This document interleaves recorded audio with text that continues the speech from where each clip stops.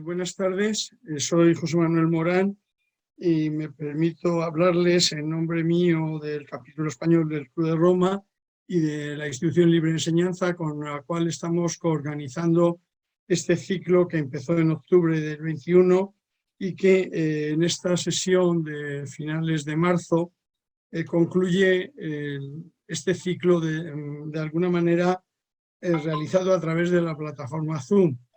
Yo creo que las condiciones sociosanitarias y el propio ánimo de la sociedad nos está impulsando a volver a modelos presenciales, pero tampoco quisiéramos perder la conectividad que tenemos con montones de seguidores que están repartidos por todo el mundo, porque tenemos seguidores de Latinoamérica o de Centro Europa, que el otro día, cuando en una sesión parecida a esta, en un ciclo que hacemos con Esglobal, sobre la nueva configuración de los multilateralismos que llegan y que evidentemente hemos tenido que rehacer completamente ante la invasión de Ucrania, la cual ha sido de alguna manera condenada por el Comité Ejecutivo del Club de Roma mediante una declaración, la cual algunos miembros del Club Internacional, como un servidor, nos hemos sumado, pero que desgraciadamente el club es un club de debates. Y si tuviéramos que hacer una declaración conjunta de nuestro capítulo o de los propios miembros del club, estaríamos ahora cambiando textos, intercambiando opiniones y seguramente acabaría, esperemos que muy pronto, la invasión y volveríamos a una situación donde nosotros podríamos reconfigurar ese ciclo geopolítico que queríamos empezar a hacer con Esglobal. Ahí dijimos que íbamos a irnos al mundo presencial y nos llovieron algo así como un 20% más de consideraciones de que siguiéramos en las plataformas Zoom y en estas modalidades, y por lo tanto estamos obligados a ir a este modelo de streaming o de sesiones híbridas, en la cual vamos a contar con la disponibilidad y la colaboración y la experiencia de la Institución Libre de Enseñanza. Así que la próxima sesión, que empezará a mediados de abril, que se producirá a mediados de abril y que nosotros mandaremos un programa en los primeros días del próximo mes, verán que la vamos a hacer en el auditorio de la institución, en la calle Martínez Campos, y bueno, ya les advertiremos cuáles son las condiciones, cuáles son las capacidades que tendremos para hacerlo presencial, pero hoy queríamos cerrar ya con esta sesión el tercer eje temático de este ciclo sobre la educación en la encrucijada.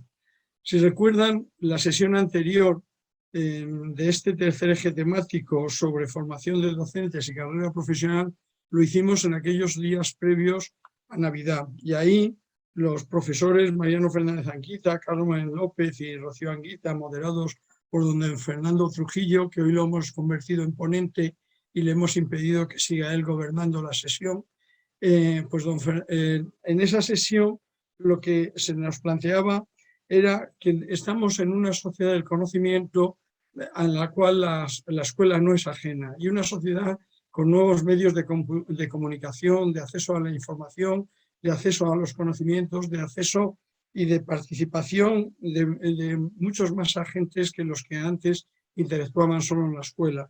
Y eso nos lleva a ver cuáles serían las áreas pendientes que habría que impulsar para que la carrera docente tuviera una actualización permanente y que iba a suponer la acción de los propios profesores, de los propios docentes, en cómo impulsar este cambio educativo. En la sesión de hoy, sin embargo, se va a intentar ver cuáles son, qué implicaciones prácticas tendrían estos procesos en los procesos de selección y en las mejores alternativas que habrá que diseñar, no solo para la formación inicial de los docentes, sino también para la formación continua y a lo largo de su carrera. Y este es el verdadero kit de todas las propuestas que ahora se están discutiendo y que están planteadas. Hoy contamos con la moderación de Encarna Cuenca, presidenta del Consejo Escolar del Estado, a la cual le agradecemos enormemente su presencia aquí, igual que a la profesora Inmaculada Ejido, a Fernando Trujillo y a Francisco López Pérez, que como profesores universitarios están viviendo estas transformaciones día a día. Yo, la verdad es que tuve la suerte de participar como docente en mi escuela de ingenieros, bueno, cuando ustedes, algunos a lo mejor no habrían nacido, y me refiero no solo a ustedes, sino a los asistentes, y no me llego a hacer idea de qué tendría que hacer ahora yo allá por los años 70 para dar clases de cálculo infinitesimal en mi escuela. No sé cómo se dan ahora esas clases, no sé tampoco porque ya incluso mi propia especialidad, yo soy ingeniero aeronáutico, en la especialidad de aeronaves motores y motopropulsores, aeronaves misiles y motopropulsores, y yo creo que ahora ya no existe esa titulación, ahora yo creo que se ha evolucionado de tal forma que estamos ya metidos en el espacio y yo soy un hombre más bien pedestre y que solo suelo caminar, y hace además 3 años que no me he subido a un avión, lo cual se me hace muy extraño. Por eso yo darle las gracias a todos, recordarles que pueden hacer preguntas a nuestros ponentes y que luego al final de la sesión dedicaremos un tiempo a las respuestas de ellos. Y luego yo simplemente me despediré amablemente felicitando a los ponentes porque habrán hecho una sesión tan excelente como todas las últimas que tenemos la suerte de hacer con la Institución Libre de Enseñanza, y gracias a la magnífica selección que ellos hacen de ponentes, porque el capítulo español del Club de Roma es un club de debates, no es un analista que interpretar la realidad. Simplemente convocamos a gentes que saben de los temas para que nos salgan bien las sesiones, no aspiramos a más. Y como realmente suelen venir gentes mucho más leídas e informadas que nosotros, nos salen muy bien las sesiones y a veces dicen, oiga, es que el otro día con la sesión que hicimos de Ucrania recibimos muchísimas felicitaciones y dijimos, no las den a nosotros, dénsela a los ponentes, que son los que realmente permiten que el capítulo siga teniendo una trayectoria muy exitosa en este tipo de sesiones. Y nada más, yo no les canso más con mis palabras, reitero mi agradecimiento a los ponentes y a la moderadora, y todo en tus manos, Encarna. Pues muchísimas gracias por la invitación a estar aquí. Siempre es un placer conversar, reflexionar sobre temas referidos a educación. Y pues la más cordial bienvenida a todos y a todas las que nos están escuchando, y sin duda esta tarde es prometedora, ¿no? Lo decía ya don José Manuel, evolucionamos y también evolucionan las sociedades, y por lo tanto tendremos que repensarnos desde cada una de nuestras profesiones, desde cada uno de nuestros ámbitos de trabajo, y también el profesorado, en el que todos y todas coincidimos el importantísimo papel que tiene en el desarrollo no únicamente de la educación, sino de la ciudadanía y por tanto también de las sociedades. Me corresponde hoy el trabajo de moderadora, lo que hago muy a gusto, y muy a gusto además en este espacio y con los ponentes que hoy nos van a acompañar. Vamos a tener con nosotros a 3 personas, 3 profesores universitarios, una mujer y 2 hombres, a quien les doy la cordial bienvenida. Tenemos a doña Inmaculada Ejido Gálvez, de la Universidad Complutense de Madrid, a don Francisco López Rupérez, que es el director de la Cátedra de Políticas Educativas de la Universidad Camilo José Cela, y a Fernando Trujillo Sáez, de la Universidad de Granada. Todos ellos tienen en común muchas cosas, una especie de paralelismo y de inquietudes compartidas, y, cómo no, también tienen aspectos, visiones distintas que precisamente hace más interesante la ponencia de esta tarde, porque se complementan. Esa importancia de ver las cosas desde distintas perspectivas siempre nos ayuda. Y la carrera profesional de los 3 seguro que colaborará en esta tarea. Doña Inmaculada Ejido es autora de más de 14 libros, de 50 capítulos de libros, de 70 artículos, es doctora en Ciencias de la Educación y catedrática de Educación Comparada de la Universidad Complutense. Pero además colabora en la elaboración de informes para la administración educativa y para organismos internacionales en materia de educación como OCDE, UNESCO, OEI, Convenio Andrés Bello. Por lo tanto, gracias Inmaculada por aceptar, por estar aquí y por poder compartir con nosotros todo esto acumulado en tu vida profesional. Don Francisco López Rupérez es expresidente del Consejo Escolar del Estado, en estos momentos en la cátedra de la Universidad Camilo José Cela, y es yo diría que un hombre inquieto profesionalmente, ¿no?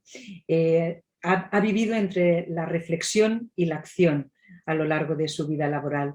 Reflexión porque es autor de muchos proyectos, de muchos informes, pero además ha estado también en la acción, no únicamente en el aula, sino también ha tenido la ocasión desde la administración de ver las posibilidades y también las dificultades de poner en práctica políticas que sobre el papel pueden estar bien, pero que a veces no es tan fácil implementar como nos podría parecer.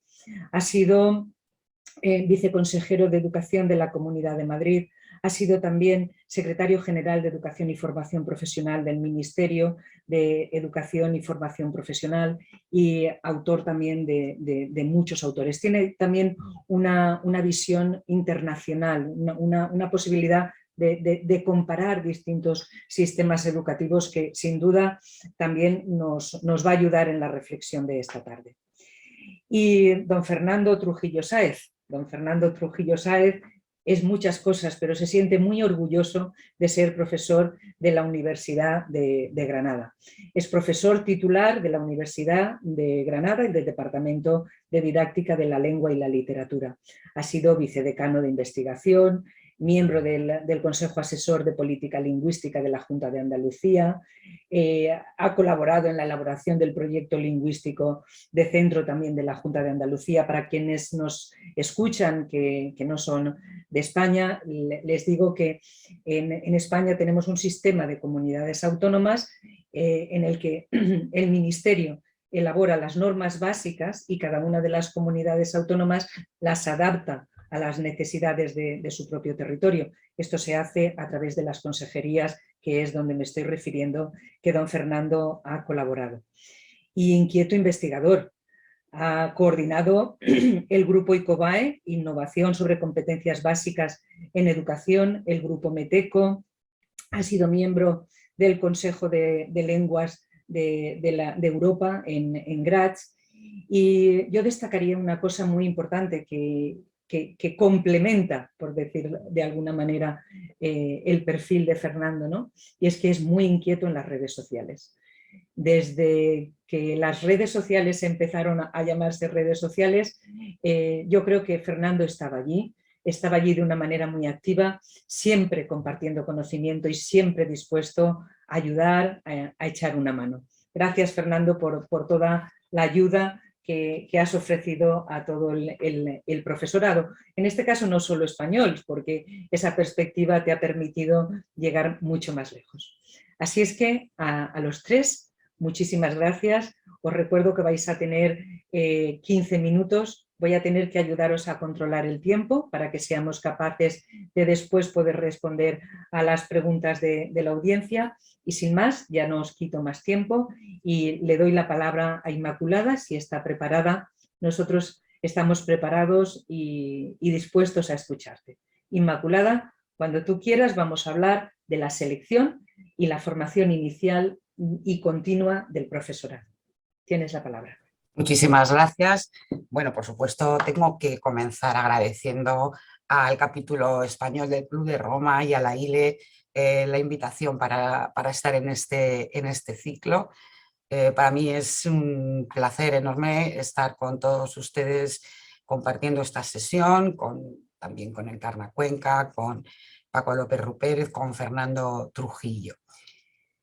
Bueno, yo no voy a insistir mucho en la importancia del profesorado, ¿no? Yo creo que todos hemos sido alumnos y todos somos bastante conscientes de lo que importa un buen profesor, no solo para aprender, ¿no? Sino para motivar a los estudiantes a seguir aprendiendo, ¿no? en el futuro. Y eso, bueno, es algo que la investigación también ha respaldado. Así que me voy a centrar en los tres temas que tenemos: selección, formación inicial y formación continua, aunque le voy a dedicar más tiempo al primero. De los otros me limitaré a dar algunas pequeñas pinceladas.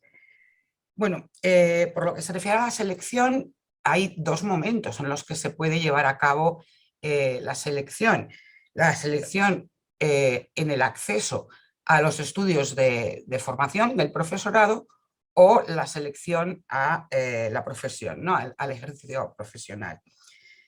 Bueno, si revisamos el panorama europeo, más o menos la mitad de los países tienen para acceder a los centros de formación docente un sistema que es específico, es decir, distinto del que tienen para acceder a otros estudios universitarios, ¿no? Bueno, aquí me refiero tanto a primaria como a secundaria, ¿no? Ese sistema en algunos países se centra en los conocimientos que tienen los candidatos, fundamentalmente en lengua y en matemáticas, como un poco en el modelo que ha implantado Cataluña, ¿no? con las PAP. Y en otros casos se combinan los conocimientos con otro tipo de características personales, como puede ser el interés, las cualidades de los candidatos, sus actitudes, digamos, ¿no? Bueno, mediante pruebas y entrevistas. Esta selección previa, digamos, antes de entrar en la formación, se hace básicamente con dos finalidades. Por un lado, identificar a aquellos candidatos, digamos, que pueden ser buenos profesores en el futuro, ¿no? Y que eligen esta profesión en primera opción. Y por otra parte, pues también para reducir el número de estudiantes en los centros de formación, o sea, para racionalizar, digamos, la formación, dando una formación, digamos, bueno, mejor, por decirlo de alguna forma, a un número más reducido de candidatos, ¿no? Y bueno, esto tiene algunos aspectos positivos, por ejemplo, bueno, pues contribuye a mejorar la imagen social de la profesión, el prestigio, ¿no? Y también, claro, lógicamente reduce las perspectivas negativas de empleo al término de la formación. Pero para que funcione, pues también tiene que cumplirse algunas condiciones, ¿no? Por ejemplo, hay que tener una planificación bastante precisa de las necesidades de profesorado en el sistema, por áreas, por etapas, ¿no? En un plazo medio y largo. Hay que invertir más, es más costoso hacer este tipo de selección que simplemente juzgar a partir de las calificaciones de la secundaria. Y bueno, pues requiere también una coordinación y una colaboración entre la administración y las universidades públicas y privadas, ¿no? Esto que puede parecer sencillo, no siempre lo es, ¿no? Por ejemplo, estas PAP de Cataluña, bueno, han empezado a cuestionarse, algunas universidades privadas no están muy contentas con el hecho de que se haya reducido el número de candidatos, ¿no? Para acceder y, bueno, pues requiere un cierto equilibrio, ¿no? Pero en todo caso, lo que a mí me parece interesante es que si vamos a hacer selección a la formación, previamente es obvio que lo que tenemos que tener es un número suficiente de candidatos adecuados, digamos, ¿no? Que quieran entrar en esa formación, ¿no? Y por lo tanto, nos tenemos que centrar en algo que los organismos internacionales nos dicen algo, que es que hay que atraer a la profesión docente a buenos estudiantes, ¿no? Estudiantes adecuados para ser profesores. Evidentemente, si los buenos estudiantes de secundaria no quieren entrar a los centros de formación de profesorado, cuando implantamos un sistema de selección, como mucho, y por decirlo de una forma un poco gruesa, lo que haremos será expulsar a los peores, pero no vamos a conseguir atraer o que vengan los mejores, ¿no? Y por eso yo quiero insistir en una idea que probablemente Paco luego va a desarrollar, porque a él le gusta hacer énfasis, creo que con mucha razón, en el hecho de que para cualquier reforma, digamos, ¿no? Hay que contemplar de forma integral las distintas dimensiones, en este caso las distintas dimensiones de la profesión docente y las conexiones con el sistema escolar, ¿no?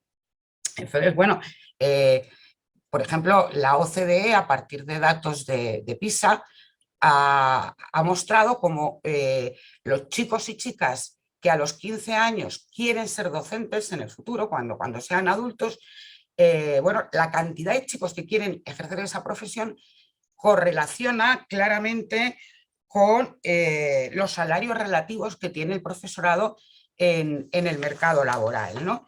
Y lo mismo nos dicen algunos otros estudios. Por ejemplo, hay un estudio de Park y Byung que se centra en los estudiantes que están en el tercio superior de calificaciones de secundaria y que han tratado de ver por qué algunos países tienen éxito en atraer a la docencia a esos estudiantes y otros no, ¿no? Y bueno, ellos lo que nos dicen es que de nuevo hay una correlación con las remuneraciones relativas del profesorado, pero también con el prestigio social que tiene la docencia según el índice de la Fundación Berkeley. Entonces, bueno, en realidad yo creo que es lógico que como en cualquier profesión, ¿no? Además de las motivaciones intrínsecas que son fundamentales, pues importa también el salario y el prestigio, sin olvidar otras condiciones, ¿no? Como puede ser pues, la estabilidad en el empleo o las posibilidades de promoción profesional, que es algo que se habló ya en el otro seminario, ¿no?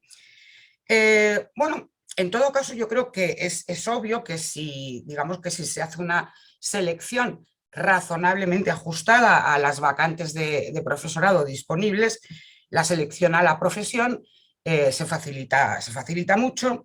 Y a este respecto yo creo que es muy importante destacar la primera fase, digamos, de iniciación a la docencia, de inserción en la profesión, o lo que se llama la fase de inducción, ¿no? Y bueno, yo creo que a este respecto había una propuesta en España que cosa rara en nuestro país, incluso consiguió alcanzar un cierto consenso político, como era la del MIR educativo, ¿no? Bueno, ahora parece que ya no es tan popular comparar las profesiones médicas con la docencia, aunque en mi opinión tenía también aspectos positivos, pero lo que menos importa es cómo lo llamemos, es decir, no es necesariamente que lo llamemos MIR, podemos llamarlo profesor residente o de otras formas, ¿no? La cuestión aquí es que atender adecuadamente, digamos, a esta fase de inserción y vincularla al acceso, pienso que es una cuestión fundamental, ¿no? Que de hecho ya otros países hacen y que la propia Comisión Europea ya nos dijo en 2010, nos dio una serie de pautas para cómo organizarlo, ¿no? Yo creo que aquí, como digo, es muy importante cuidar el tema de la vinculación con el acceso, ¿no? Porque si no cambiamos lo sustancial del modelo que tenemos, por el cual los funcionarios en prácticas tienen un tutor, si no cambiamos esas bases, creo que no vamos a conseguir gran cosa, ¿no? Las investigaciones ponen de relieve una cuestión que es bastante clara, y es que en la cultura profesional de los docentes, quienes actúan como mentores tienen a veces dificultades para conciliar su rol como evaluadores de sus tutelados, de su rol como apoyo. De manera que se ven, digamos, incapacitados para compaginar las dos funciones, que es lo mismo que nos pasa un poco en los periodos de prácticas del practicum, en los estudios de profesorado, tanto en primaria como en secundaria. Es decir, los estudiantes van a prácticas y todos tienen notable, sobresaliente, mucho más sobresaliente que notable. Es imposible así discriminar bien, ¿no? a los que van a ser buenos docentes. Yo sé que a lo mejor esto no es muy popular, pero creo que es importante que haya un sistema de inducción bien diseñado. Sería un sistema que es costoso, pero se han calculado los costes y parecen asumibles, ¿no? Y bueno, yo creo que implantar con seriedad, digamos, un sistema de inducción centrado en la cultura un poco de la colaboración y del trabajo en equipo, como es el de la medicina, sería positivo, ¿no? La pincelada que he dicho sobre formación inicial. Bueno, yo aquí solo quiero señalar que en España perdura una tradición, digamos, dual, una doble modalidad, por la cual nuestros estudiantes de infantil y primaria cursan sus estudios de acuerdo con un modelo simultáneo, es decir, que van aprendiendo las materias y la didáctica de las materias a la vez. Y los de secundaria lo hacen según un modelo consecutivo. Primero se forma en la materia, después se hace el máster.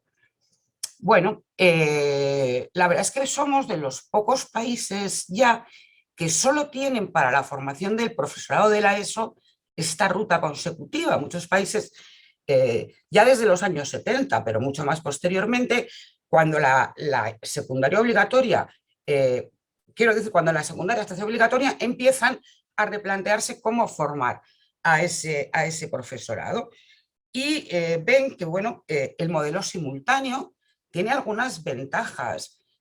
Por ejemplo, socializa a los futuros profesores en una identidad profesional mucho más clara. El que está ahí sabe que está estudiando para ser profesor, no químico, matemático y luego va a hacer otra cosa, ¿no?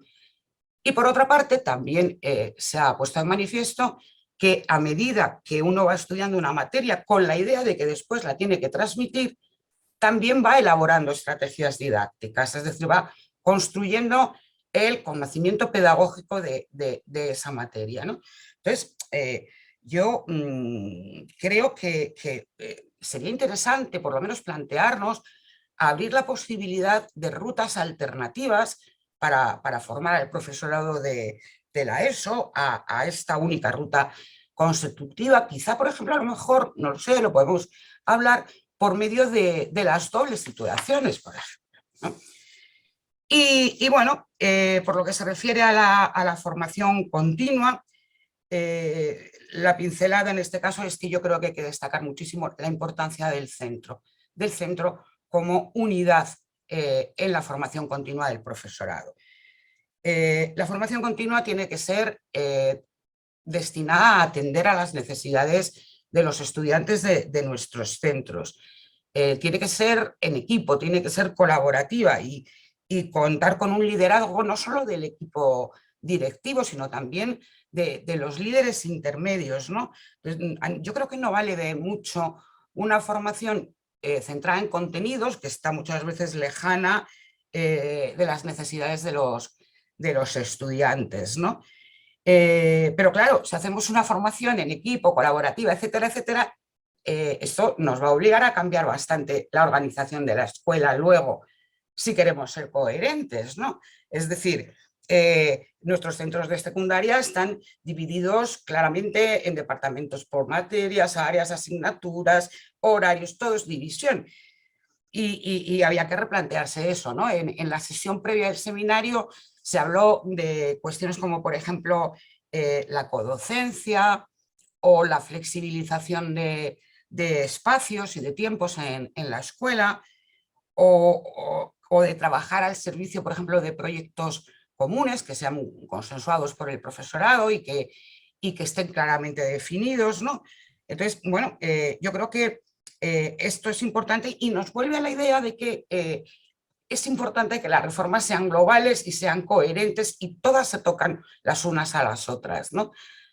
A ver, en mi opinión, lo que tienen en común los mejores sistemas educativos, de estos que tanto se habla, como Finlandia, Singapur, Corea, etcétera, etcétera, no es que tengan a los mejores estudiantes para ser profesores, que es cierto que también lo tienen, sino que tienen, aunque sea con enfoques muy distintos, tienen un sistema, en el sentido estricto del término, de desarrollo profesional de los docentes, que se inicia antes del acceso a las instituciones de formación inicial y que se prolonga a lo largo de la trayectoria profesional de ese profesorado, ¿no? Entonces, esta es la idea que a mí me gustaría destacar y no quiero consumir más tiempo, así que muchas gracias. Muchísimas gracias, Inmaculada, y muchísimas gracias porque te has ajustado perfectamente al tiempo.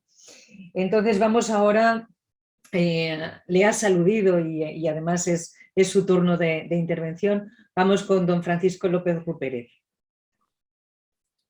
Muchas gracias, Encarna, por tu presentación y muchas gracias, como no, a los organizadores de este evento, al capítulo español del Club de Roma y a la Institución Libre de Enseñanza por haberme invitado para esta ocasión.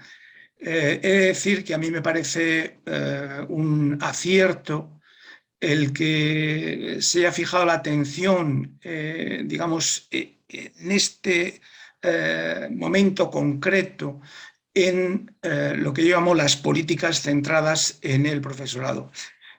Porque hay un consenso amplísimo en el ámbito internacional de los organismos con competencias en educación, en el sentido de que las políticas centradas en el profesorado están en la cúspide de la importancia de las políticas educativas.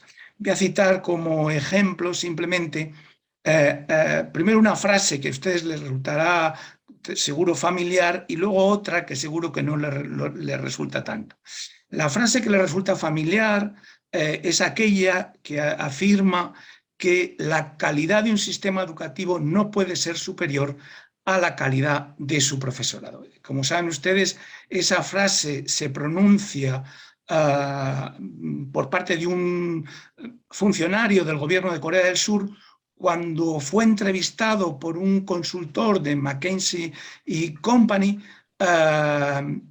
en relación con las características de los sistemas educativos de alto rendimiento, entre los cuales está Corea del Sur, como se ha dicho, y sale con esa frase que hizo fortuna y que luego ha sido repetida ad nauseam, entre otros por la propia OCDE.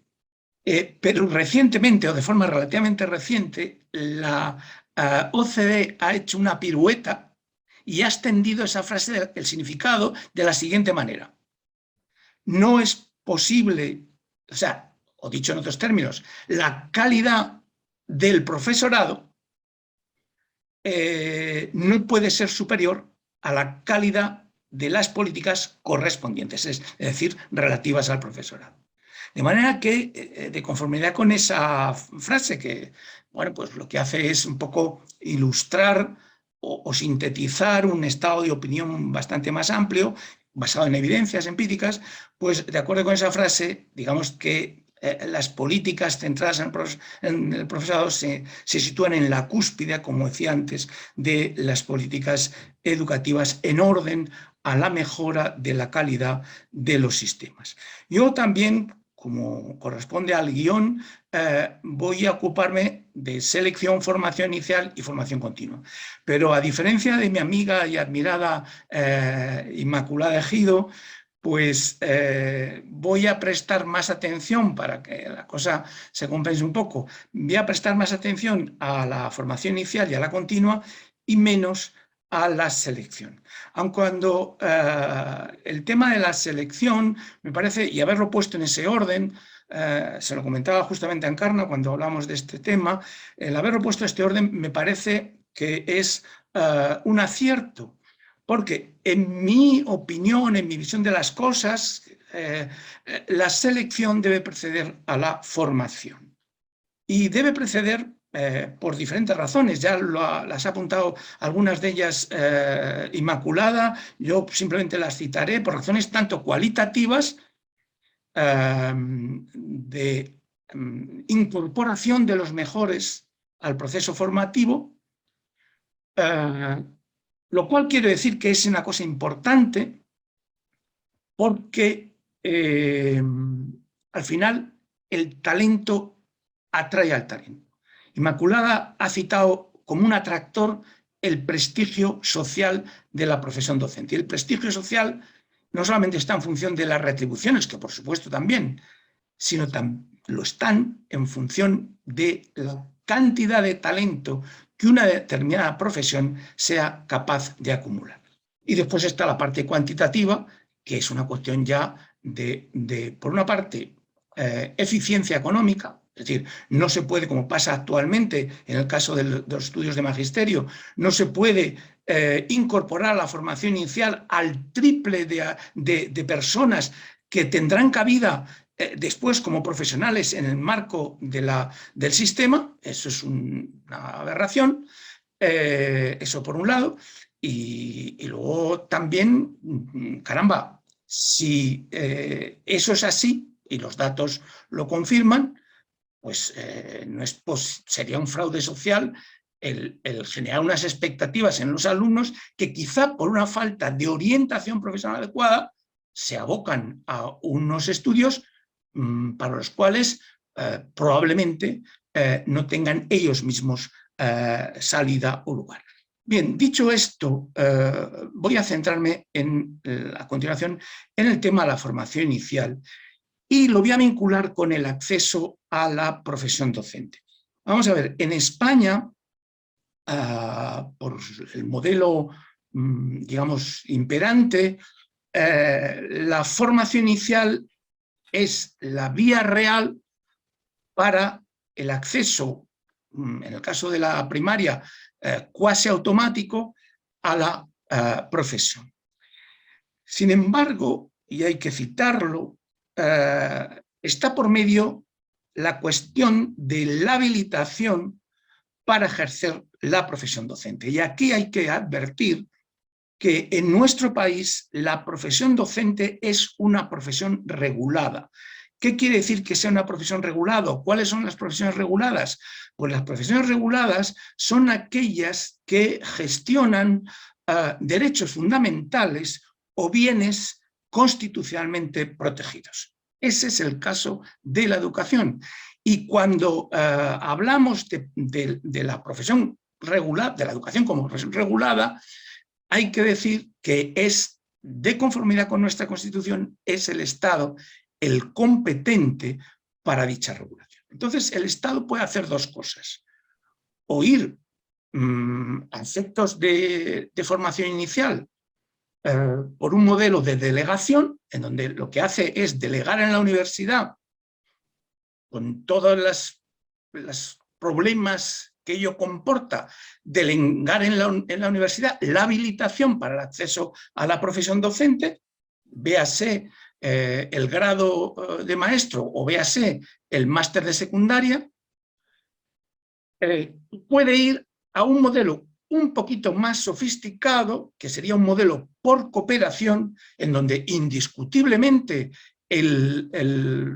digamos, el talento de la profesión, de los profesores universitarios, bueno, se incorpora al proceso formativo. No puede ser de otro modo en el ámbito académico.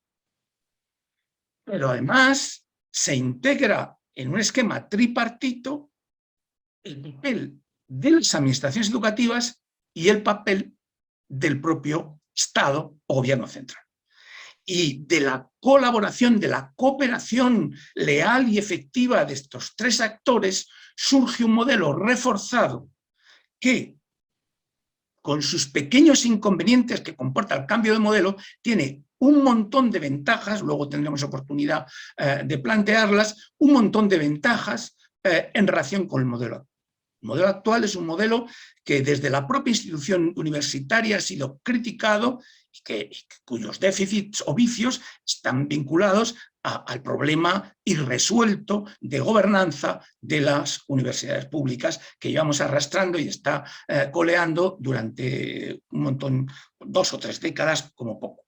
En lo que concierne a la formación permanente, para tratar de acomodarme al tiempo disponible, mi visión de la problemática de la formación permanente es que tiene que incorporarse a una concepción amplia de desarrollo profesional. Es decir, el desarrollo profesional ha de incorporar desde una perspectiva sistémica todos los elementos que le conciernen, que son esencialmente la evaluación del desempeño, la formación permanente o continua, los incentivos y la promoción. Todos esos factores están ligados entre sí, deberían estar ligados entre sí. No lo están, por ejemplo, en el modelo actual. El modelo actual es un modelo desintegrado, en donde es que no hay modelo realmente de desarrollo profesional entendido en sentido estricto.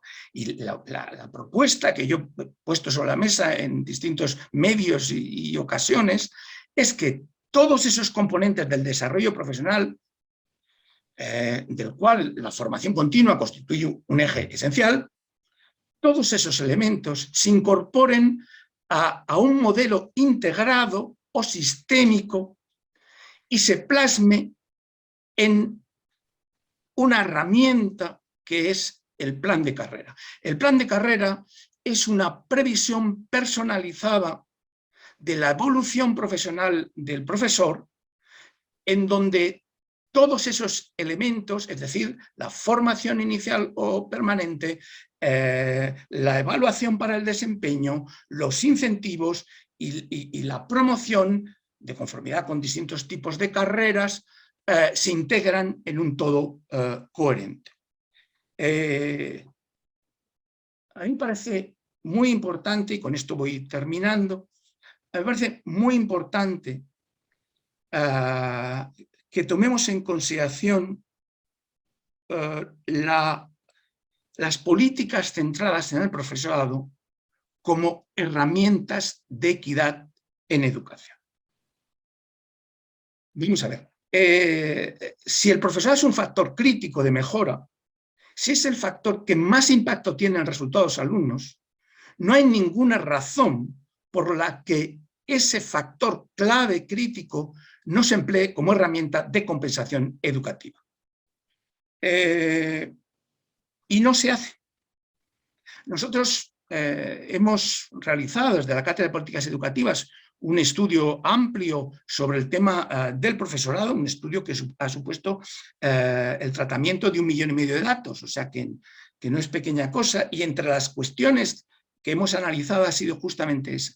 Es decir, la utilización de la calidad del profesorado y, por supuesto, de todas las herramientas para impulsar esa calidad como un instrumento de compensación educativa. Y yo creo que eso, en cualquier diseño de futuro de las políticas centradas en el profesorado, tiene que tomarse en consideración. Ustedes saben como yo que bueno, el Ministerio de Educación ha planteado un documento para el debate con 24 propuestas. Yo quiero decir, y con eso termino, que desde mi punto de vista esas propuestas, que tienen algunas mejoras, obviamente, apuestan por un modelo que se basa en el anterior, que lo intensifica y que no resolverá los problemas pendientes, el desafío que tiene ante sí el sistema educativo español para fortalecer la profesión docente. Y con esto concluyo y dejo paso a la moderadora para que ella administre la siguiente intervención. Muchísimas gracias. La verdad es que es fácil coordinar este grupo que se ajusta tanto a los tiempos que hemos establecido. Gracias por las reflexiones, Francisco, y por adaptarte a ese tiempo. Después vamos a tener ocasión de interactuar, pero vamos a escuchar ahora a don Fernando Trujillo Sáez y vamos a conocer. Fernando, ¿cómo ves tú el tema? Bueno, Encarna, muchísimas gracias por la palabra y aprovecho también, en primer lugar, evidentemente, para agradecer al capítulo español del Club de Roma y a la ILE la invitación a esta mesa. Es un auténtico lujo formar parte de esta mesa. Dos presidentes, una presidenta, un presidente del Consejo Escolar del Estado, una querida catedrática de una gran universidad, dos grandes instituciones. Se siente uno realmente muy honrado y con toda humildad de formar parte de este foro. Bueno, creo que no podría ser más pertinente esta mesa redonda en el tiempo que vivimos. Estamos en el tiempo, al menos teóricamente, de la elaboración de una normativa sobre el desarrollo de la profesión docente. Es el mandato que propone la disposición adicional séptima, si no recuerdo mal, de la LOMLOE. En esa disposición adicional séptima, pues el Ministerio establecía sobre sí mismo, en realidad, la obligación de redactar una normativa sobre el desarrollo de la profesión docente, que es el que genera, y además le agradezco al profesor López Ruiz Pérez pues que haya acabado justo en ese documento, porque así podemos ir hilando esta conversación a tres voces, Pues efectivamente esa disposición adicional séptima de la LOMLOE aquí en España, pues la que establece esa obligación y la que de alguna manera genera la necesidad de ese documento de 24 propuestas de reforma para la mejora de la profesión docente. Yo creo que hay una voluntad en ese documento de buscar consensos, de debatir, de definir futuros conjuntos de tal manera que esas políticas centradas en el profesorado se conviertan en una apuesta de país. Y además creo, porque nos están escuchando y viendo muchos compañeros y compañeras de otros países y otros contextos culturales, que esa misma voluntad de establecer políticas de país consensuadas, bien asentadas tanto en el debate político como en la investigación y en lo que dicen las ciencias de la educación, pues yo creo que ese deseo es un deseo internacional, es decir, es un deseo global. Pues todas y todos queremos que se dé ese consenso. Pero fijaros, os voy a contar una pequeña anécdota. Acabo de llegar aquí a la videoconexión y vengo de un instituto interesante, el Instituto Bovalar, en Castellón. He estado allí toda la mañana trabajando con los docentes, muy pegadito al equipo directivo, observando. Ayer estuve en el CEIP Santa Teresa, en el barrio del Carmen, en Valencia. El miércoles pasado estuve en el IES Menéndez Pelayo, en Getafe. El martes estuve en el IES Julio Verne, en Leganés. El lunes pasado estuve en la Sierra Norte de Madrid, en el CRA de Cabanillas. Muy interesante, los centros rurales agrupados y su peculiar realidad. La semana anterior estuve en el Hospitalet de Llobregat, donde podemos encontrar los dos barrios con mayor densidad poblacional de Europa. En la Florida, una zona donde, por ejemplo, donde están Les Blocs y otra donde podemos encontrar Cornell Torrasa, con centros educativos tan apasionantes como la escuela Ernest Lluch, que hasta el nombre lo tiene bonito, donde pude visitar el Instituto Apele Mestres, donde bueno, están trabajando con la tecnología, con unas líneas de convivencia muy, muy interesantes. Tuve también la oportunidad de visitar el centro de los jesuitas allí en L'Hospitalet de Llobregat. Tuve antes la oportunidad de visitar una comunidad de aprendizaje en L'Hospitalet. En ninguna de ellas vi profes que tuvieran problemas por su formación inicial, por su formación permanente o por el acceso. Pero sí vi a profesorados que tenían problemas o a centros que tenían problemas con la movilidad y con el porcentaje de interino. He llegado a ver centros educativos con un 80% de interinidad. En algunos de los centros que he mencionado anteriormente, en uno de ellos, no diré cuál, de 18 docentes el año pasado había 12 docentes nuevos. Bueno, evidentemente la formación del profesorado inicial y permanente, su selección o el acceso a la carrera es un problema, es una cuestión importante, pero tenemos que enmarcarla, como creo que en el fondo tanto Inmaculada como Francisco han dicho, en un análisis global de cuáles son los problemas del sistema educativo.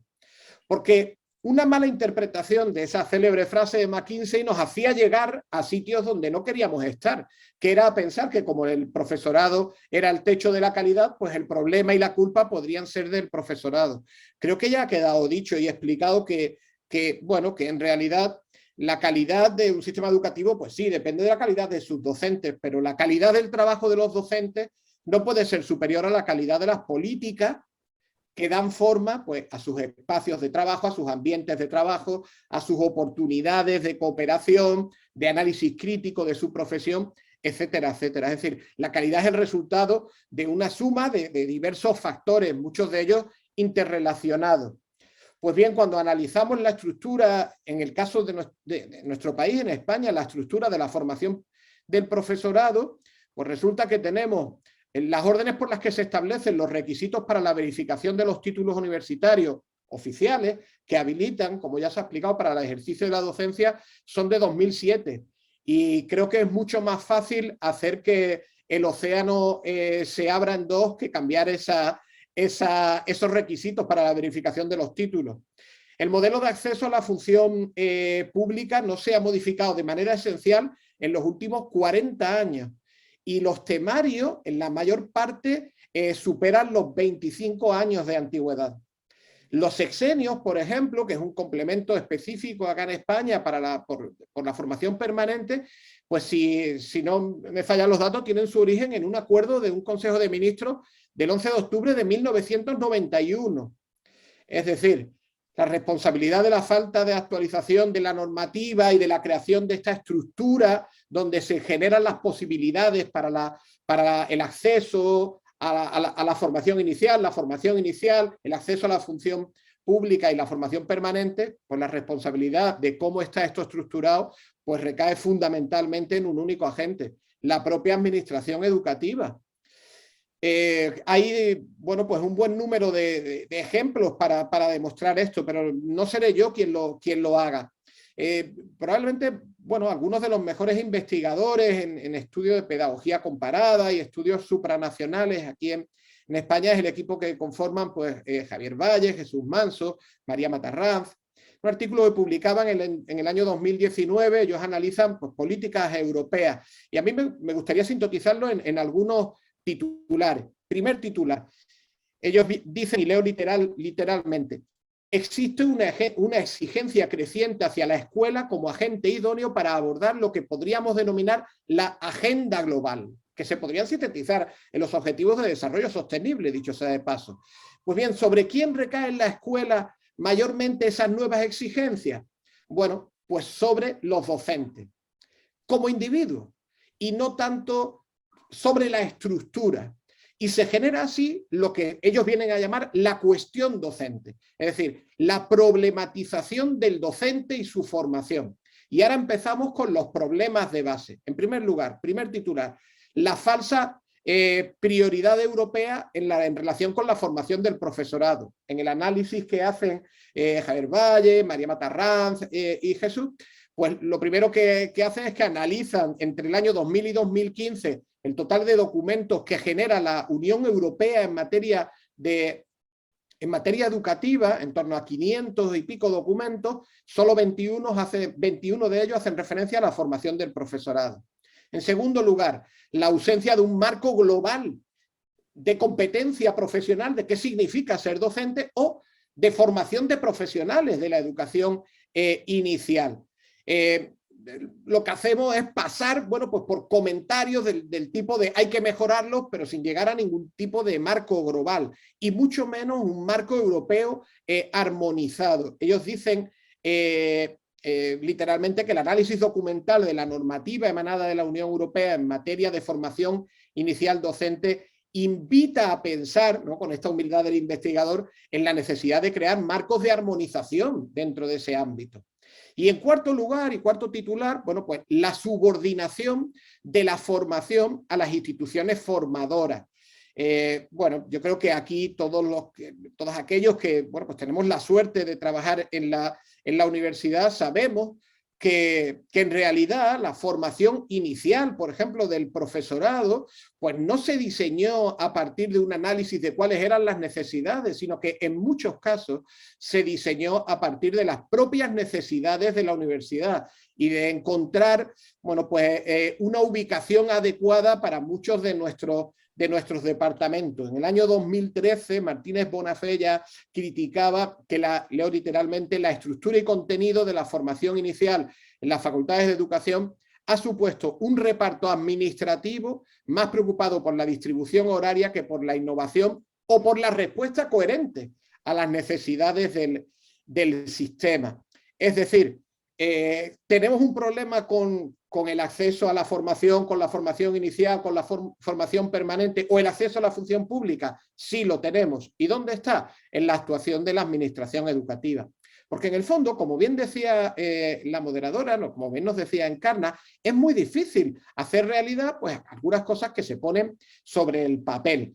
Pero a veces también es que buscamos corregir problemas que no son tantos. Por ejemplo, ahora estamos muy preocupados con la empleabilidad de los estudiantes de las facultades de educación. Estamos pues, bastante escandalizados porque entran muchos estudiantes en las facultades de educación y evidentemente, pues además se ha dicho en distintos documentos e incluso también en la mesa, pues que hay algo así como un exceso de alumnado en las facultades de educación. Bueno, los datos no parecen decir exactamente eso. En los datos que el propio Ministerio, no en este caso de Educación, sino Ministerio de Universidades ofrece en su página web, pues hablan de una incorporación del grado de educación primaria en el cuarto año a partir de los estudios, que es el periodo normal en el que se suelen hacer esas comparaciones, del 76,5% del alumnado. Exactamente igual que en ingeniería en diseño industrial, exactamente igual que en ingeniería civil o que en fisioterapia. Es decir, sí, hay más alumnado en educación, pero no tenemos un problema fundamental en cuanto a la empleabilidad. Porque además la empleabilidad como concepto, pues también debería empezar a llevarnos ya a pensar que en las facultades de educación no se forman solo maestros y maestras para una profesión reglada, como se nos ha dicho, sino que estamos preparando especialistas en educación para diversas etapas de la vida, desde educación infantil a primaria, secundaria o adultos que desarrollan o pueden desarrollar su trabajo en distintos tipos de entornos profesionales. Me gustaría que nos preguntáramos cuántos profesionales de la educación hay en instituciones, fundaciones, colectivos. ¿Cuántos profesionales de la educación hay en el capítulo de España, el capítulo español del Club de Roma o en la ILE? Bueno, la empleabilidad es un concepto realmente complejo y que hay que analizar en su globalidad. En ese sentido, bueno, pues yo creo que hablar de una prueba inicial es algo que tenemos que valorar en su justa medida. También es cierto lo que ya se ha comentado, incluso en Cataluña, donde se comenzó a hacer, cada vez son más las voces críticas, porque replicar una evaluación que ya se ha hecho en la selectividad, en la prueba de acceso a la universidad, pues tiene un coste y tenemos que valorar realmente ese coste, cómo se justifica. Es decir, creo que tenemos problemas, pero esos problemas tenemos que empezar a situarlos. En todo caso, bueno, pues sí, todos estamos de acuerdo en una especie de mínimo simplificado. Creo que es importante hablar de promover la relación entre teoría y práctica en las facultades de educación. Un concepto que se queda bastante oculto detrás de debates como el MIR docente, con el que yo he sido y soy bastante crítico. Es decir, creo que intentamos solucionar en la fase de inducción un problema que surge en las facultades de educación, donde la relación entre teoría y práctica es mejorable y en todo caso esa relación es absolutamente mejorable aquí en España, y le pido disculpas a los compañeros y a las compañeras que nos ven desde fuera, en el máster universitario en formación del profesorado en educación secundaria. Yo creo que aquí es más que evidente que tenemos un problema. En los grados de educación infantil y primaria se tienen en torno a 44 créditos vinculados con las prácticas de enseñanza. En el máster se tienen 16 créditos a dividir entre las prácticas en los centros y los TFM, el trabajo fin de máster. Y cada universidad pues lo organiza pues, como quiere y como puede. Por ejemplo, la Complutense, si Inmaculada no me corrige, pues lo tiene un poco más, tiene 12 y 6, 12 para las prácticas, 6 para el TFM, la Universidad de Barcelona 14 para las prácticas, 6 para el TFM, la media está en torno a 16 créditos. Bueno, pues aquí tenemos un problema, y un problema sobre el cual podemos intervenir. También tenemos un problema sobre ese modelo consecutivo. Creo que tenemos que decir muy claramente que uno puede estudiar matemáticas y después plantearse si quiere ser docente de matemáticas o quiere trabajar en una central nuclear apoyando con los cálculos desde su perspectiva de matemático. Pues para quien quiera ser docente de matemáticas, podemos ofertar en el grado módulos complementarios, pero volvemos al problema normativo. Los grados son casi intocables en nuestro país. Bueno, pues ahí es donde tenemos los problemas. El problema lo tenemos en la estructura administrativa, en la estructura normativa de nuestro país. Y tenemos que ser muy cuidadosos cuando proyectamos, sobre todo desde foros de tanto relieve como este que se está aquí celebrando, la imagen de que tenemos un problema con la formación del profesorado. Cierro ya porque se han cumplido mis 15 minutos. Eurídice 2015, ¿no? Por citar una referencia internacional. Pues se nos dice muy claro qué tenemos que hacer para que la fase de inducción pues, sea exitosa. 2015, hace ya 7 años. Reducir la carga docente tanto del profesorado novel como de su tutor para contar con horario de dedicación a las tareas de formación, tutorización, etcétera. Visitas a otras aulas con buenas prácticas para observar y conocer cómo trabajan docentes experimentados, mentorización a través de figuras de profesor y mentor. Es decir, hay una serie de recomendaciones. Todas ellas implican inversión. Bueno, pues eso es a lo que no estamos dispuestos. No estamos dispuestos a priorizar de verdad la formación del profesorado desde las políticas educativas que realizamos. Encarna, por mi parte nada más en esta primera participación y ahora pues a vuestro servicio. Pues muchísimas gracias, Fernando, y gracias también por esa continuidad, ¿no? en la reflexión que nos va ayudando a situarnos en el tema. Tenemos preguntas muy interesantes en el blog, que si os parece, después de una pequeña ronda de contrarréplicas que podéis hacer entre vosotros, las iremos estructurando en cuanto a vocación, formación inicial, formación continua y vemos... quiero, para que os lo vayáis preparando, hay una pregunta muy interesante que nos acaba de hacer Isabel Yagüe y os la digo porque esta va a ser la última, para que la penséis bien. ¿Tienen los ponentes, cada uno en su ámbito, algunas líneas y puntos clave y concretos para la mejora de la formación? Esa va a ser la última. Pero ahora vamos con cualquiera de vosotros que quiera intervenir para responder al resto de compañeros. ¿No? Fernando, perdón, Francisco, me parece que quiere hablar, pero tiene el micro. Sí, cuando quieras. Voy a intervenir. Yo creo que, digamos, todos los que hemos participado hemos sido cuidadosos en nuestras intervenciones y hemos procurado, dentro de las limitaciones de tiempo de que disponemos, ser también no solamente cuidadosos, sino lo más rigurosos posibles. Otra cosa distinta es que compartamos visiones en mayor o menor medida. Entonces, digamos, ha habido una intervención, particularmente la de Fernando, que se ha apartado un poco del análisis de las anteriores, tratando de, digamos, buscar el origen de los problemas, quizá desde una perspectiva micro o más micro, en cuestiones que van más allá de las políticas a nivel macro.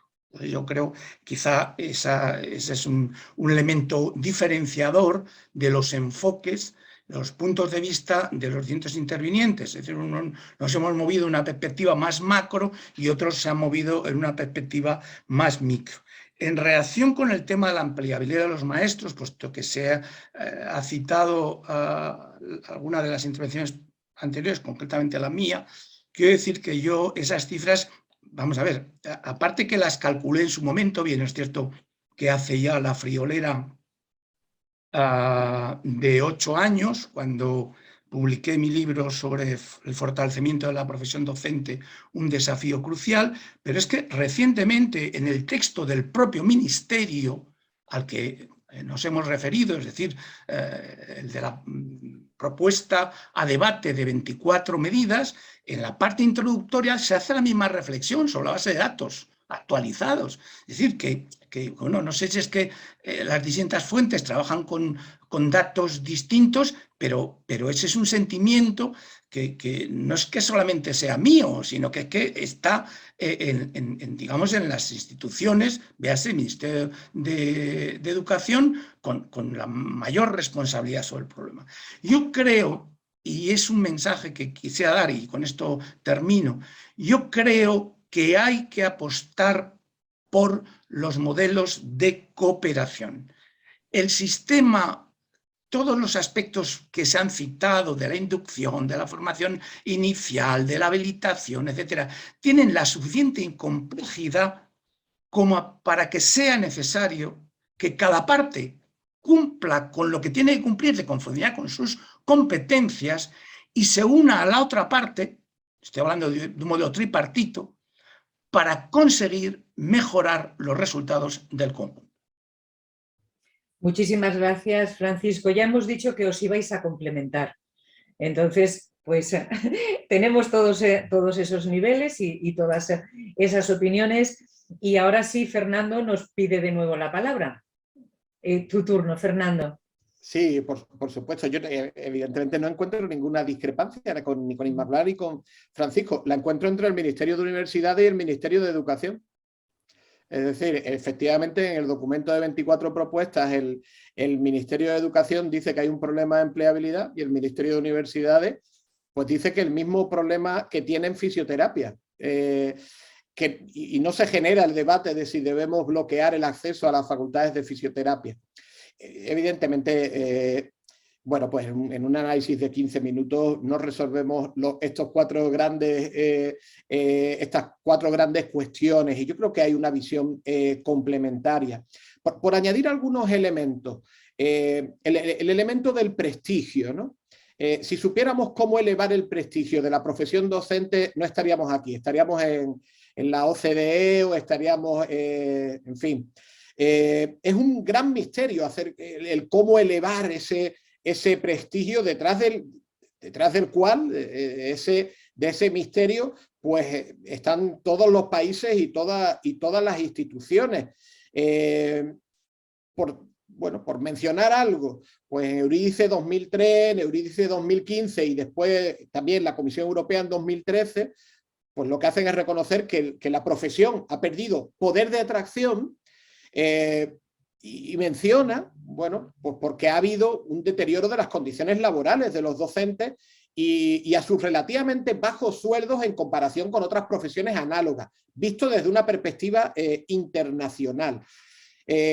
Por ejemplo, sería muy interesante que pusiéramos sobre la mesa cómo los dobles títulos, por ejemplo, grado de primaria más grado de infantil, por ejemplo, grado de primaria más estudios ingleses, el grado de primaria más actividad física del deporte, están atrayendo a un perfil de alumnado, vuelvo a pedir disculpas a la audiencia internacional, estoy hablando de datos españoles, pues atraen a un perfil de alumnado con unos resultados escolares y con unas pruebas de acceso a la universidad realmente envidiables.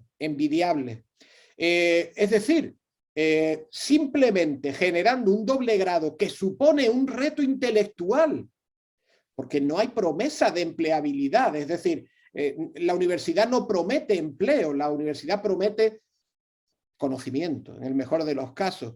Pues con esa promesa ya cambia el perfil del alumnado. Y si me permiten un poco el comentario economicista, a coste cero. Solo ha hecho falta que nos coordinemos en las facultades de educación. Entonces yo, sin ninguna intención de polemizar, lo que quería era señalar que situemos el problema.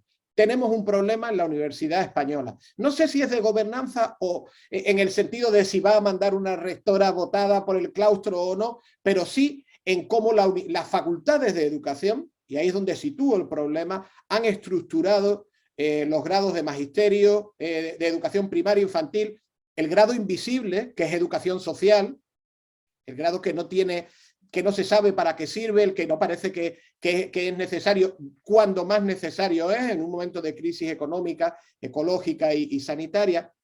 Entonces lo que pretendía era situar ese tipo de problemas para evitar, cosa que no hemos hecho ninguno de los tres, ni tampoco nuestra moderadora, por supuesto, para evitar que acabemos focalizando en el docente de a pie el problema y que generemos, cosa que no hemos hecho, pero que podría ocurrir en otros foros o en otros autores, esa sensación de que tenemos por los centros pululando docentes poco preparados. No es cierto. Creo que tenemos docentes que trabajan a veces en condiciones complicadas de trabajo. Y podría aburrirme poniendo ejemplos. El primero, en la educación pública, el problema de la interinidad. O, por ejemplo, es muy significativo que no saquemos el tema de la ratio cuando hablamos de empleabilidad. Es decir, hay poco empleo, pero no queremos decir que hay que disminuir la ratio, lo cual implicaría contratar más profesorado. Una enorme complejidad de factores en este debate, por supuesto. Gracias.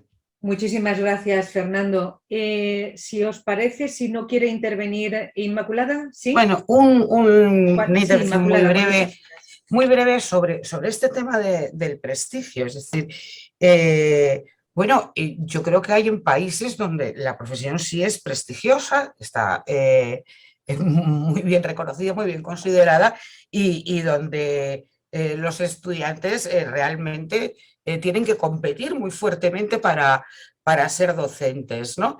Por lo tanto, se puede conseguir, ¿no? Se puede hacer. Evidentemente, claro, si pensamos que la docencia es una profesión que no es muy exigente, que, bueno, para transmitir algunas cosas no es necesaria una formación de gran solidez, como se oye por ahí, estamos yendo en contra de esto, ¿no? De este prestigio. Hace años los profesores estaban muy bien considerados generalmente en entornos donde las personas tenían un bajo nivel de estudios. Ahora la sociedad tiene un nivel de estudios mucho más alto y, bueno, pues ya no hay, digamos, un respeto ciego a cualquier profesión. Ese respeto nos lo tenemos que trabajar también, ¿no? En las instituciones de formación y con las políticas. Yo en eso estoy de acuerdo. Pero creo que hay una cuestión que es importante cuando hablamos de prestigio, que es, de verdad, lo que cuesta poco se valora poco. No, si entran con mucha facilidad, y ojo, que tienes razón en lo de los dobles grados, pero por ejemplo no es el caso de la secundaria. En el máster de secundaria las calificaciones suelen ser un 5, en la mayoría de las especialidades. O sea que yo pondría el foco ahí más en la secundaria que en la primaria, que por otro lado tienen notas más altas, ¿no? Si se entra con facilidad, si no exigimos demasiado en la formación, luego es muy difícil que ese prestigio, ese reconocimiento social se pueda adquirir, ¿no? Yo creo que hay remuneraciones, sí, pero ligadas a una cierta exigencia, ¿no? Muchas gracias, Inmaculada. Vamos ya, si os parece, con algunas observaciones del chat y con algunas preguntas y respuestas. Tenemos que ser muy ágiles porque el tiempo lo tenemos ya encima. A Mónica Naharro le preocupa qué significa ser docente, ¿no? Y ella planteaba un tema del que no hemos hablado, que es el de la vocación. Y dice que ser docente es la base de una carrera, ni cualquiera puede hacerla, ni mucho menos dedicarse a ello. En otro orden de cosas, una pregunta que os lanzo de Francesc Laosa Miralles, que dice: muchos alumnas y alumnas en segundo de bachillerato no tienen claro qué quieren estudiar. ¿Cómo vincular este hecho con el tema de la selección? ¿Quién nos contesta? ¿Francisco? Bueno, sí, yo puedo decir que, vamos a ver, de conformidad con los estudios de que disponemos, el sistema educativo español tiene un problema de orientación profesional. Es decir, no es solo el problema de orientación para elegir ingeniería o física o economía o trabajos sociales. Es un problema en general de orientación hacia la formación superior, sea esta formación profesional, sea esta formación universitaria propiamente dicha. De manera que hay un problema de orientación profesional en nuestra secundaria superior y en nuestra secundaria inferior también. Y ese es un problema que debemos de resolver y el origen de ese problema tiene que ver con que los departamentos de orientación de los institutos, por su propia constitución, es decir, no hay que atribuirles a ellos en buena medida la responsabilidad, sino es que el estatuto de los departamentos de orientación les orientan hacia lo que es el consejo de carácter psicopedagógico.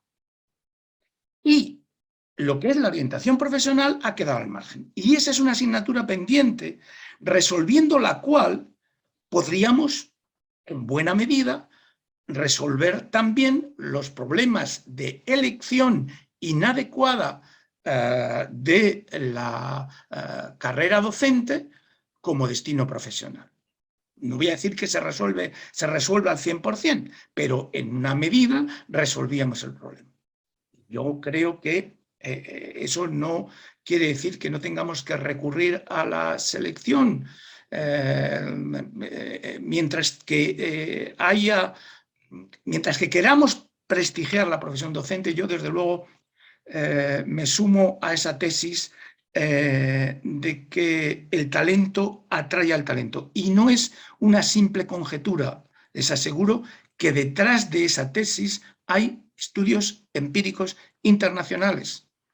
Se ha citado antes la estrategia del tercio superior. Pues cuando el estudio, en este caso de McKinsey, también correspondiente a la estrategia del tercio superior, profundiza en las razones por las cuales los alumnos de los college americanos obvian, los alumnos del tercio superior de los college americanos obvian la profesión docente como opción profesional, pues se encuentran con el problema del prestigio y del talento. Los chicos van allá donde se considera que hay talento depositado. Y por eso, ese es uno de los desafíos de las reformas en materia de profesorado. Tenemos que hacer la profesión docente prestigiosa. Y por eso, como bien dice Inmaculada, hemos de fijarnos en aquellos países que lo han conseguido. Miren, el país que probablemente sea más reconocido a nivel internacional por sus políticas centradas en el profesorado es Singapur, que en otros aspectos puede ser criticable, pero ellos tomaron nota de todo el movimiento internacional en favor de las políticas centradas en el profesorado que emerge a nivel institucional a principios de siglo, se pusieron las pilas y ahora disponen de un sistema de políticas centradas en el profesorado que son muy desarrollados y enormemente respetadas. Y eso lo han conseguido pues en 15 años o en 17, en 2 décadas. Muchísimas gracias, Francisco. Sin duda una asignatura pendiente, la orientación profesional y también la académica, y posiblemente es un tema, lo apunto para los organizadores, de reflexión en el futuro, cuando empezamos a hacer la orientación, sobre qué aspectos debemos orientar, quién orienta, cómo lo organizamos en el sistema educativo. Interesantísimo tema, igual que todos los que tenemos en preguntas y respuestas que desgraciadamente no nos va a dar tiempo a responder. Decía José Manuel en la sesión anterior, habrá que hacer otro webinar para tratar todo esto. Les invito a otro webinar porque tenemos preguntas interesantísimas, pero nos está pidiendo también la palabra Fernando Trujillo. Fernando, muy rapidito que ya estamos fuera de tiempo. Muy rápido, muy rápido. Venga. Coincido con Francisco. Tenemos un problema con la orientación. Quizás lo que no coincido es que sea un problema con las funciones del Departamento de Orientación. El principal problema es que deberíamos tener un orientador por cada 250 estudiantes. En España tenemos un orientador por cada 1000 estudiantes. Y esa orientadora o orientador tiene que hacer todo lo que se le encarga al Departamento de Orientación, que pasa por el diagnóstico, sí, pero también la orientación laboral, la orientación para los estudios, pero también pasa por la coeducación, pasa por los objetivos de desarrollo sostenible. Es decir, tenemos un problema estructural, un problema infraestructural casi, si me apura, vinculado con contratación de profesorado. Esa es la causa de las causas. Si tienes una persona por cada 1000 estudiantes, ¿qué puede hacer ese orientador o esa orientadora? Eso es lo que quería añadir. Por supuesto, de acuerdo en absolutamente todo lo que han dicho Francisco e Inmaculada en el sentido del prestigio. Cuanto más prestigioso, mejor. A lo mejor matices en el camino, pero absolutamente de acuerdo. Muchísimas gracias. Es la primera pregunta que ha llegado al foro de preguntas y sé que estamos fuera de tiempo, pero no me parecería bien dejarla sin contestar. Es de nuevo abrir otro ámbito complicado. Esta pregunta está relacionada con otras que se han hecho a continuación. Y dice, en la empresa privada te formas y te aprueban constantemente. No puede haber funcionarios para siempre. Y esto se vincula con otras posteriores que nos preguntan si sería recomendable reevaluar al profesorado. ¿Quién se atreve con esta pregunta? Ya sé que no es... Bueno, yo te puedo dar... Sí, Vale. Inmaculada. Yo te puedo dar una visión inicial. A ver, es un tema claramente delicado. Precisamente uno de los factores, digamos, que atraen a la profesión docente en España es la estabilidad, en el caso de los que son funcionarios, pero no nos engañemos, muchos de nuestros profesores no se inician siendo funcionarios. Como ha dicho Fernando, hay un porcentaje enorme de interinos. Lo que yo creo es que, por ejemplo, lo que sería bastante razonable es que no fueran funcionarios, o no necesariamente tienen que ser funcionarios desde el día 1 que van a una clase. Por eso yo insistía en la idea de vincular el acceso a la profesión con el periodo de iniciación profesional. Es decir, no sé, por ejemplo, en la universidad ningún profesor que yo sepa empieza su carrera siendo ya funcionario. En fin, hemos sobrevivido. Yo entiendo que esto a lo mejor restaría cierto atractivo, pero es que digamos que uno puede tener una estabilidad y una seguridad en el empleo, pero siempre que cumpla adecuadamente su función, ¿no? No puede seguir prevaleciendo esa mentalidad de, bueno, yo ya aprobé mi oposición, este es todo el esfuerzo que yo voy a hacer en mi carrera profesional y aquí ya me las den todas, que sé que no es el de la mayoría, sé que no es el de la mayoría del profesorado, pero todos conocemos algunos que sí son así, con una profesión que exige estar formándote constantemente, tomando constantemente decisiones, y donde no puedes abandonar tu desarrollo profesional. Muchas gracias, Inmaculada. Sí, yo simplemente, sí, de forma muy breve y sintética, en relación con la evaluación, yo quiero dar un mensaje positivo en el sentido de que a veces se vincula la evaluación del desempeño con el control. Y hay una dimensión de la evaluación, que es la dimensión formativa, que es la evaluación vinculada a la mejora. La mejora, ya sea para el desempeño posterior, la mejora sea para la promoción. Yo puedo decirles que en aquellos casos en los cuales la evaluación del profesorado se vincula a la promoción, a la mejora de su condición, que hay unos cuantos, no hay ningún problema ni entre el profesorado ni entre los representantes del profesorado. Es decir, tratemos de ver en la evaluación una oportunidad para la mejora. Es una visión positiva, no negativa de la evaluación.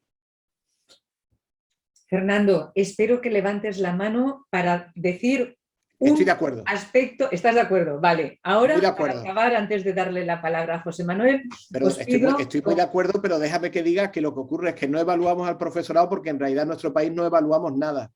No conozco evaluaciones serias casi de ningún programa institucional, de casi ningún ministerio. Y os reto a que me quitéis la razón. No somos un país de evaluación y por eso no creemos ni en la del profesorado, ni la de los médicos, ni la de las propias instituciones. Bueno, mi reto, el que habíamos dicho hace un momento. Una propuesta de cada uno de vosotros que nos ayude a seguir avanzando. Antes de dar la palabra a José Manuel para que cierre. Inmaculada, ¿cuál sería tu propuesta? Bueno, yo he tratado de perfilar algunas propuestas que creo que son interesantes. Yo insistiría en el acceso, pero vinculándolo con esto que nos decían de la vocación, por supuesto me parece fundamental. Es decir, hemos hablado de las motivaciones como el salario, el prestigio, etcétera, pero por supuesto que yo sé que a la mayoría de las personas que estudian para ser profesores les mueve la motivación intrínseca, las ganas de trabajar, ¿no? Pero razón de más para que hagamos una selección que considere también este tipo de cualidades y no solo los conocimientos académicos a la hora de acceder a la formación, y abramos vías alternativas para que los profesores de secundaria se formen según modelos simultáneos, por lo menos aquellos que quieran. Y con eso creo que podríamos empezar a tener algún cambio. Muchísimas gracias, Inmaculada. Francisco, ¿cuál sería tu propuesta clave? Yo voy a dar dos propuestas concretas en relación con la formación inicial primero y con la formación permanente y el desarrollo profesional después. En relación con la formación inicial, incorporando la cuestión de la habilitación docente, que no es cosa menor, mi propuesta es la de ir a modelos por cooperación entre universidad, administraciones educativas de las comunidades autónomas y el gobierno central, y abandonar los modelos por delegación, en donde el gobierno central delega a la universidad y luego se olvida de ello. Y en lo que hace referencia al segundo punto, es decir, al tema de la formación permanente y al desarrollo profesional, mi propuesta es aceptar e implementar el concepto de plan de carrera como previsión personalizada de evolución profesional que integra la formación permanente, la evaluación del desempeño, los incentivos y la promoción en un todo coherente. Muchísimas gracias, Francisco. Y Fernando, acabamos contigo. Bueno, da cosa decir algo más porque todo lo que han dicho me parece que es muy juicioso y resolvería problemas. Por decir 4 titulares para añadir más. En primer lugar, un análisis sereno de las causas y una revisión de los problemas infraestructurales, porque cualquier otra reforma va a provocar enfado del profesorado. Es decir, si no hablamos de cómo resolver el problema de la interinidad, pues no podemos legítimamente hablar del problema de la formación permanente del profesorado. En segundo lugar, pues yo me atrevo a incorporar un concepto del cual no hemos hablado, que es el análisis de la necesidad de un cuerpo único de profesorado, que equipare la formación inicial del profesorado de infantil, primaria y secundaria, y que por tanto también lleve hacia la formación permanente e incluso el desempeño, pues ese cuerpo único de profesorado. En cuanto a la formación inicial, evidentemente el análisis en profundidad del máster de secundaria, donde yo creo que hay problemas sustanciales, en concreto en relación con la duración de los estudios. Creo que debería ser un máster que quizás podría durar 2 años, y por supuesto con ese modelo simultáneo que ha comentado Inmaculada, y por supuesto pues, analizando la relación entre teoría y práctica. En cuanto a la formación permanente, bueno, pues yo creo que aquí la clave absoluta es el centro educativo y el proyecto educativo. Entonces, formación permanente que no esté vinculada con el desarrollo de un proyecto educativo no cae en terreno abonado y por tanto no sirve absolutamente para nada. Muchísimas gracias. Cuántas ideas interesantes tenemos sobre la mesa para continuar pensando.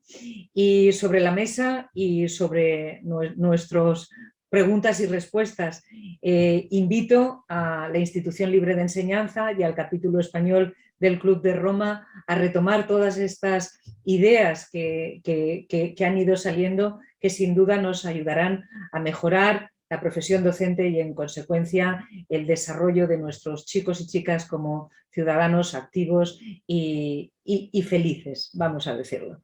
Pues muchísimas gracias a todos por la participación, por la implicación. Mil gracias por permitirnos compartir las ideas, y José Manuel Morán tiene la palabra cuando desee. Buenas tardes. Muchas gracias, Encarna. Yo voy a ser relativamente breve, pero sí decirles varias cosas. El Club de Roma, cuando se creó en 1968, vivió en un momento de grandes incertidumbres. Pero quizá ahora, después de tantos años, después de 54 años, las incertidumbres son muchísimo mayores. De alguna manera el club, cuando nace, envuelto en esas incertidumbres, se preocupa de cómo afianzar el desarrollo humano y cómo afianzar, de alguna manera, el mayor predicamento de la humanidad, decía Aurelio Peccei. Y va descubriendo poco a poco que el planeta tiene límites y que los límites no solo están en los recursos naturales, sino que los límites también están en la apreciación que hacemos las personas sobre nuestro futuro, sobre nuestra solidaridad con nuestros congéneres y también con los otros pobladores del planeta, con la biodiversidad. El club desde el primer momento se planteó, y lo planteó en el primer informe, que ahora se cumplen 50 años, de los límites al crecimiento, el papel fundamental de la educación para lograr ese predicamento humano. Y el papel fundamental de una educación que tenía que ser un aprendizaje sin límites, y eso fue el fruto de uno de los primeros informes de aquel entonces, de la década de los 70. Hoy día, las transiciones digitales, las transiciones ecológicas, las propias transiciones sociales, la creciente interacción de los distintos continentes y de las distintas poblaciones, o sea, la creciente y diferente globalización que se percibe desde unas y otras esquinas del planeta, nos lleva a obligarnos a hacernos preguntas desde la humildad, desde que no conocemos realmente cuál va a ser el futuro más inmediato, que no sabemos cuáles son los modelos que podríamos seguir que fueran más exitosos. Estamos en múltiples encrucijadas y en esas múltiples encrucijadas es importante tomar conciencia de que por supuesto tenemos que evaluar, pero tenemos que evaluar no solo mirando al pasado, sino tenemos que evaluar mirando al futuro. ¿Cuáles son las necesidades del futuro? Y eso nos está llevando a una situación un poco curiosa, porque tenemos un ciclo que corre en paralelo a este sobre el envejecimiento y nos ha pasado lo que nos está pasando en este. Y acabamos las sesiones y decimos, tenemos que hacer otras 2 sesiones más sobre esto. El otro día, en diciembre, nos planteamos, y el ponente de aquella sesión, uno de los ponentes era el actual ministro de Universidades, cuando todavía no era ministro, y llegamos a la conclusión de que teníamos que hacer 2 sesiones más sobre este tema. Este tema, yo creo que, y se lo digo a Carlos, vamos a tener que volverlo a incorporar a las actividades que hagamos conjuntamente, porque hay una normativa, como habéis dicho muy bien en curso, que se irá concretando y a lo mejor tendremos que volverlo a plantear. Y lo tendremos que plantear desde el desconocimiento que a veces tenemos de otros mundos que no son el educativo. Yo soy miembro de un comité de dirección de una confederación de directivos en España, desde hace muchos años. He sido muchísimos años directivo. Y allí he visto también que las evaluaciones de las empresas no son tan fiables como a veces creemos. Todos creemos que los mundos mejores están fuera de nuestros mundos. Cuando tú estabas en la empresa pensabas que los expertos estaban en las universidades. Cuando te mueves en el mundo educativo piensas que las empresas tienen siempre las mejores soluciones. La cruda realidad es que una cosa son los planes que figuran en las empresas y otra cosa son los resultados que tienen. Lo que pasa es que cuando tienen los resultados, reinterpretan los planes. Hay un artículo clásico en el mundo de la empresa de un gurú, como es Henry Midberg, que se titula Modelar la estrategia, en la cual él explica que normalmente todos los gestores hacen coincidir la estrategia resultante con el éxito resultante, pero no con la estrategia inicial que habían planeado. Lo que pasa es que nosotros tenemos la típica sensación que tenemos todos en nuestras profesiones a las que nos dedicamos, que no llegamos, que no hacemos todo bien. El propio capítulo lo vive todos los días. Y la única manera de seguir es seguir dialogando, seguir hablando. Yo les invito, y Carlos, nos lo tenemos que apuntar, nos quedan ahora para acabar esta primera parte del ciclo de la educación en la encrucijada, nos quedan ahora un cuarto eje temático que era evaluar el aprendizaje y medir el rendimiento. En abril haremos una sesión dedicada a las métricas del desempeño de centros y de sistemas educativos. Y en mayo haremos una sesión sobre evaluación del aprendizaje. Bueno, pues después de todo esto tendremos que hacer una reflexión conjunta sobre todo lo que hemos oído en estas magníficas sesiones y a lo mejor tendremos que hacer 4 o 6 sesiones más en el otoño para cerrar bien el ciclo. Y cuando lo hayamos acabado, acuérdense, al año que viene tendremos que volver. Porque estamos en un mundo tan cambiante que no hay seguridades, no tenemos certezas, no podemos decir cosas muy tajantes, no somos expertos. Somos unas personas que tenemos algunos conocimientos de lo que ha ocurrido, pero que tenemos muy pocos conocimientos y muy pocas expectativas de lo que va a ocurrir. Yo se lo digo por experiencia. He estado cambiando continuamente de profesión. Va a hacer 53 años que ejerzo mi profesión de ingeniero, asesor, directivo, consultor, en definitiva, enredador. Y he salido continuamente diciendo, estos papeles los puedo tirar. Ni siquiera se los puedo enseñar ni a los amigos, ni a los hijos, ni a los familiares. Porque dirían, ¿cómo pensábamos esto hace 15 años? ¿Ustedes se atreven a mirar nuestros artículos de hace 10 años? ¿O las previsiones que hacíamos? Vemos cómo cambia todo. Ha bastado para que el viejo conflicto entre si Rusia iba a querer reconstruir la Unión Soviética o no, lo iba a hacer un hecho fáctico. Lo hemos visto con los tanques entrando en Ucrania. Y hemos visto también que eso que parecía evidente que iban a acabar con un país enseguida, no ha sido tan evidente. Y eso nos cambia toda la geopolítica y nos va a cambiar nuestras maneras de ver la vida. Y nos va a dar una sensación de inseguridad, de incertidumbre mucho mayor. Y ante la incertidumbre, la única solución es volver al viejo dicho machadiano de para dialogar, primero preguntar y después escuchar.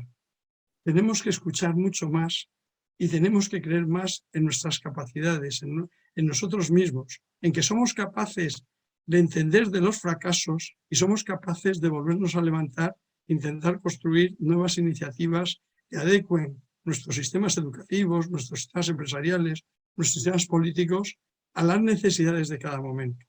Y piensen, y me parece que has sido tú, Fernando, el que has dicho que en este país nadie evalúa. Por no evaluar, no evalúa ni Florentino Pérez después del 4-0 del Barça del otro día. O sea, y lo digo porque es así, o sea, es que nos sumamos rápidamente al éxito, a cosas que parecen muy maravillosas, pero nos olvidamos de que junto a eso, la vida son fracasos y son éxitos.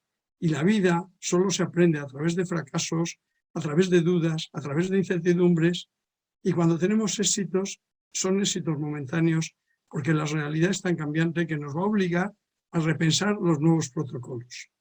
Así que, Carlos, tenemos que hacer 2 sesiones más, o 3, o las que sean necesarias, porque lo importante es que el mundo educativo tiene que adaptarse a unas condiciones de un mundo moderno que no eran las de hace 30 años, que no eran las de, entre otras cosas, porque han aparecido fenómenos como las redes sociales que nos están dejando a todos descolocados. O sea, las redes sociales son un efecto socializador y un efecto de perjudicar la atención que hace muy difícil, de alguna manera, que la gente se centre en intentar entender y crearse un marco conceptual para poder comprender el mundo en el que van a vivir, que es un mundo lleno de incertidumbres, lleno de situaciones disruptivas, llenos de novedades inesperadas y llenos de situaciones en las cuales la vida va a ser una vida peligrosa, complicada y ajetreada. Mientras tanto, como no queremos ajetrearnos más, yo les doy las gracias por sus interesantísimas participaciones y quedamos emplazados a hacer más sesiones, aparte de estas que les he anunciado para abril y para mayo. Y además, como serán presenciales, pues nos podremos dar besos, abrazos e incluso vernos las caras, que a veces serán caras de disconformidad, aunque luego no tengamos posibilidades de expresarlas con toda la profundidad y toda la extensión que quisiéramos. Muchísimas gracias a todos y muchas gracias desde el capítulo y desde la aire, porque yo creo que está saliendo un ciclo lleno de incógnitas, lleno de preguntas, y esos son los buenos ciclos. Los ciclos que sale todo académicamente correcto suelen ser ciclos que se archivan y no se vuelven a ver. Sin embargo, hay que seguir hilando, hay que seguir tejiendo, hay que seguir diseñando y hay que seguir preguntándose por cómo va a ser el futuro y cuál va a ser la educación mejor para afrontar ese futuro. Muchísimas gracias.